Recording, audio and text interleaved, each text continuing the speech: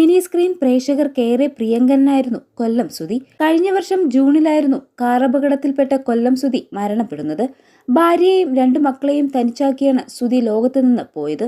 സുധിയുടെ മരണത്തിന് പിന്നാലെ ജീവിതം ബുദ്ധിമുട്ടിലായ തന്നെ ലക്ഷ്മി നക്ഷത്ര അടക്കമുള്ളവർ സഹായിക്കാറുണ്ടെന്ന് രേണു തന്നെ തുറന്നു പറഞ്ഞിട്ടുണ്ട്. അടുത്തിടെ സുധിയുടെ 1-ാം ചരമവാർഷിക ചടങ്ങുകൾ നടന്നിരുന്നു. അടുത്ത ബന്ധുക്കളുടെയും സുഹൃത്തുക്കളുടെയും സാന്നിധ്യത്തിൽ നടന്ന ചടങ്ങിൽ സുധിയുടെ മൂത്ത മകൻ കിച്ചു അതിലൊന്നും പങ്കെടുത്തിരുന്നില്ല. പിന്നാലെ രേണുവും കിച്ചുവും തമ്മിൽ പിണക്കത്തിലാണെന്ന തരത്തിലെ ചർച്ചകൾ സോഷ്യൽ മീഡിയയിൽ നടന്നിരുന്നു. മാത്രമല്ല, സുധിയുടെ കുടുംബത്തോടൊപ്പം കൊല്ലത്താണ് കിച്ചുവിന്റെ താമസം. ഇപ്പോഴിതാ ഇതേക്കുറിച്ചെല്ലാം പറയുകയാണ് രേണു. നമ്മൾ സ്ട്രോങ് ആയി ജീവിക്കുന്നത് കൊണ്ടാണ് നെഗറ്റീവ് കമന്റ് വരുന്നത്. ചിലപ്പോൾ അത്തരം കമന്റുകളോട് പ്രതികരിക്കാറുണ്ട്. കിച്ചു പറയും അതൊന്നും മൈൻഡ് ചെയ്യേണ്ടെന്ന്. 5 വർഷത്തെ ദാമ്പത്യമായിരുന്നു ഞാനും സുധിച്ചേട്ടനും തമ്മിൽ.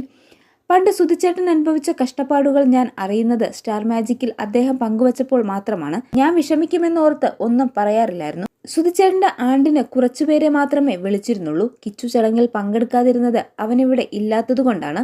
സുധിച്ചേട്ടൻ ഹിന്ദുവാണ്, ഞാൻ ക്രിസ്ത്യാനിയാണ്. എന്നെ വിവാഹം ചെയ്ത് ഇവിടെ താമസമാക്കിയ ശേഷം സുധിച്ചേട്ടൻ എനിക്കൊപ്പം പള്ളിയിലാണ് പോയിക്കൊണ്ടിരുന്നത്. പക്ഷെ മതമൊന്നും മാറിയിട്ടില്ല. ഹിന്ദു തന്നെയാണ് സർട്ടിഫിക്കറ്റിൽ.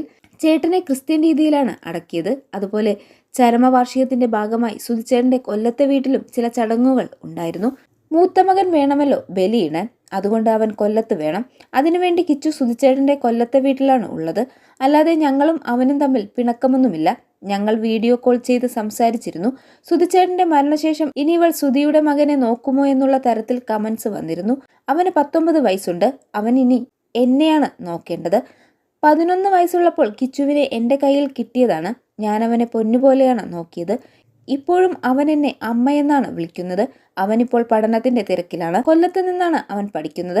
സിമ്പതിക്ക് വേണ്ടിയല്ല ഞാൻ റീൽസ് ചെയ്യുന്നത്. സുധിച്ചേട്ടൻ ഉള്ളപ്പോഴും ഞാൻ റീൽസ് ചെയ്യുമായിരുന്നു. ഇളയവൻ ഇടയ്ക്ക് സുധിച്ചേട്ടനെ കുറിച്ച് ചോദിക്കും. സുധി അച്ഛൻ ഇനി എഴുന്നേൽക്കില്ലേ അമ്മയെന്ന് അടുത്തിടെ അവൻ ചോദിച്ചിരുന്നു. അതുപോലെ സുധിച്ചേട്ടനെ കുറിച്ച് പറയരുത്, വിഷമം വരുമെന്നും അവൻ പറയാറുണ്ട്.